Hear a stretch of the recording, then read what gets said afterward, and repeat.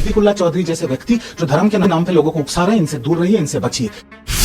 देश की सुरक्षा के लिए मस्जिद को तोड़ा नहीं जा रहा है, सिर्फ दूसरे एक जगह पे रखा जा रहा है, दूसरे एक जगह पे इनको शिफ्ट किया जा रहा है। ममता जी अभी भी सोचते हैं वो शेर हैं, तो अगर वो शेर हैं तो उनको जंगल में छोड़ के आ जाए ना।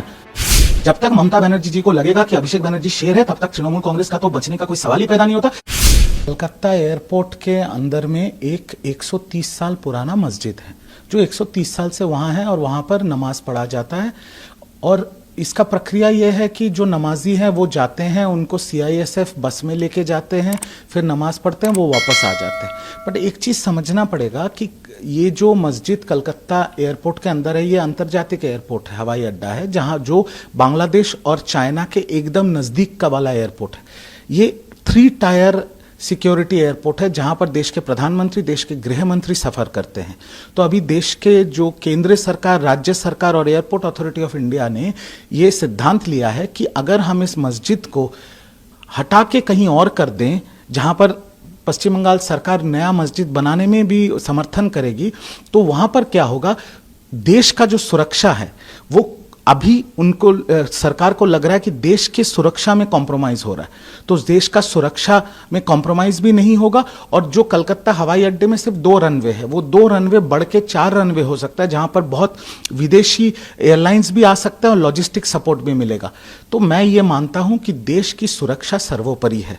देश की सुरक्षा को सामने रख के जो भी सिद्धांत लिया जाए उस पर समर्थन होना चाहिए। बंगाल की जनता का समर्थन है।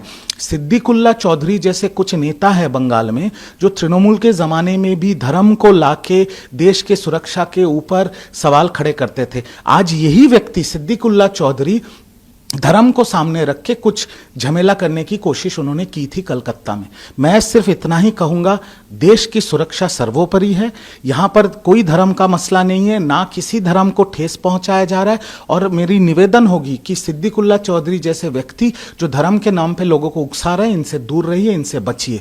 देश की सुरक्षा के लिए मस्जिद को तोड़ा नहीं जा रहा है, सिर्फ दूसरे एक जगह पे रखा जा रहा है, दूसरे एक जगह पे इनको शिफ्ट किया जा रहा है, जिसको बनाने में पश्चिम बंगाल सरकार भी समर्थन करेगी। तो इस पे मुझे लगता है सबका समर्थन होना चाहिए। अभिषेक बनर्जी जी ने जिम्मेदारी लेके जो पार्टी को ममता बनर्जी ने बनाया, ममता बनर्जी जी ने जन्म दिया, जिस पार्टी को के तरफ से ममता बनर्जी जी बंगाल के 3 बार के मुख्यमंत्री बनी, उस पार्टी को जिम्मेदारी लेके उन्होंने खत्म कर दिया। उस पार्टी को उन्होंने साइन बोर्ड बना दिया, क्योंकि उन्होंने पूरी पार्टी को बेच दी है।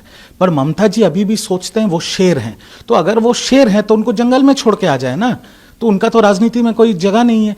और बाकी लोगों का बात छोड़ दीजिए, मैंने पहला इस बारे में बात किया था 9 मई को, जिसके वजह से मेरे को पार्टी से निलंबित किया गया था। और आज के डेट में ममता बनर्जी के 40 साल पुराने साथी, अनुब्रत मंडल हो या मदन मित्रा हो, सब उनको छोड़ के जा रहे हैं और सब बोल रहे हैं अभिषेक बनर्जी। क्योंकि अभिषेक बनर्जी जी ने कभी राजनीति नहीं किया, उन्होंने कभी छात्र राजनीति नहीं किया, युवा राजनीति नहीं किया, कभी संगठन नहीं किया। उनको सब नेताओं के ऊपर और हम जैसे कार्यकर्ताओं के ऊपर थोपा गया था और नेता उनको बनाया गया था आईपैक जैसे एक संस्था के द्वारा, जिन्होंने पैसे के लिए पूरी पार्टी को बेच दी और पूरी पार्टी को उन्होंने खत्म करके आज साइन बोर्ड बना दिया।